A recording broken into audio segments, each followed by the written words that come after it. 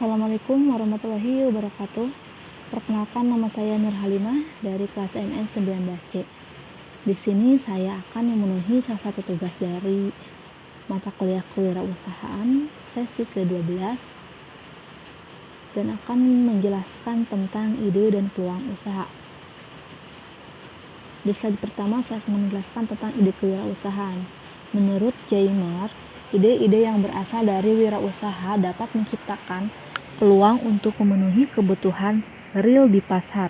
Dalam mengevaluasi ide untuk menciptakan nilai-nilai potensial peluang usaha, wirausaha perlu mengidentifikasi dan mengevaluasi semua resiko yang mungkin terjadi dengan cara pertama, mengurangi kemungkinan risiko melalui strategi yang proaktif dengan cara menyebarkan risiko pada aspek yang paling mungkin. Dan kedua, mengelola risiko yang mendatangkan nilai atau manfaat. Dan ada 3 risiko yang dapat dievaluasi, yaitu pertama, risiko pasar atau persaingan adalah kemampuan dan kesediaan pesaing untuk mempertahankan posisinya di pasar. Kedua, risiko finansial adalah kegagalan yang timbul akibat ketidakcukupan dana. Ketiga, risiko teknik adalah kegagalan dalam proses pengembangan produk. Sumber peluang potensial terdiri dari 5 langkah. Pertama, menciptakan produk baru dan berbeda. Kedua, mengamati pintu peluang. Ketiga, analisis produk dan proses produksi secara mendalam. Keempat, menaksir biaya awal. Kelima, memperhitungkan risiko yang mungkin terjadi. Secara implisit, apabila wirausaha baru berfokus pada segmen pasar, maka secara spesifik peluang itu akan sangat tergantung pada peluang segmen pasar. Untuk memperoleh peluang sangat tergantung pada kemampuan wirausaha untuk menganalisa proses pasar, meliputi aspek A. Kemampuan menganalisis demografi pasar, B. Kemampuan menganalisis sifat serta tingkah laku pesaing, C. Kemampuan menganalisis keunggulan bersaing dan kevakuman pesaing yang dapat dijadikan sebagai peluang. Sumber gagasan bagi produk dan jasa baru terdiri dari pertama, kebutuhan akan sumber penemuan. Kedua, membuat inovasi baru. Ketiga, sesuai keahlian. Keempat, hobi atau kesenangan pribadi.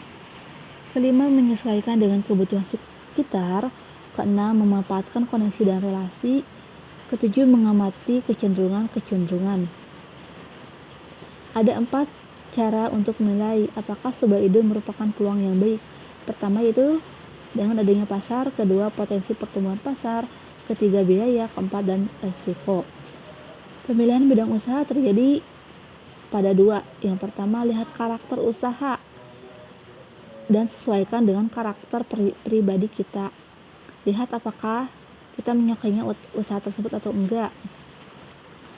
Lihat apakah kita mampu menjalankan usaha tersebut. Dan 4, analisis risk and return dan proses dan potensi pengembangan usaha tersebut. Bidang-bidang usaha terdiri dari 4 kelompok. Yang pertama, kelompok kreatif. Kedua, konsultatif. Ketiga, pelayanan. Dan keempat, analitis.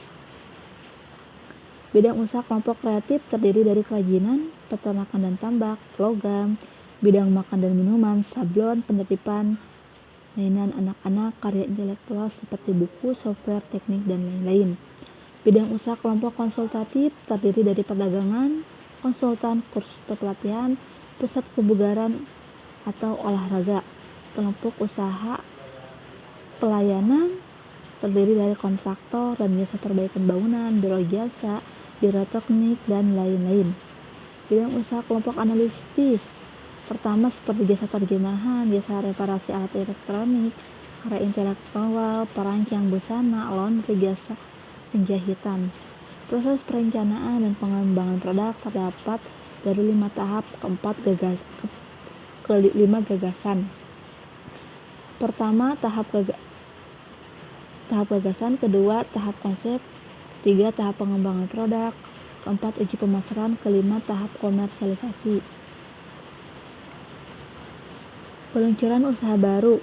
Pertama, mempertahankan sikap objektivitas dan selalu mencari gagasan bagi produk atau jasa. Kedua, dekat dengan segmen pasar yang ingin dimasuki. Ketiga, memahami persyaratan teknis dari produk atau proses. Keempat, menganalisis secara mendetail kebutuhan finansial bagi pengembangan dan produksi. Keempat, mengetahui kendala hukum yang diterapkan pada produk atau jasa. Kelima, menjamin bahwa produk atau jasa menawarkan keuntungan tertentu yang membedakan dari pesaing. Melindungi gagasan kreatif melalui hak paten, hak cipta, merek dagang, dan merek jasa. Kegagalan memilih peluang bisnis baru terjadi karena 6. Kurangnya objektivitas, kedekatan pasar, kebutuhan teknis yang tidak memadai, diabaikannya kebutuhan finansial, kurangnya diferensi produk, pemahaman terhadap masalah-masalah hukum yang tidak memadai.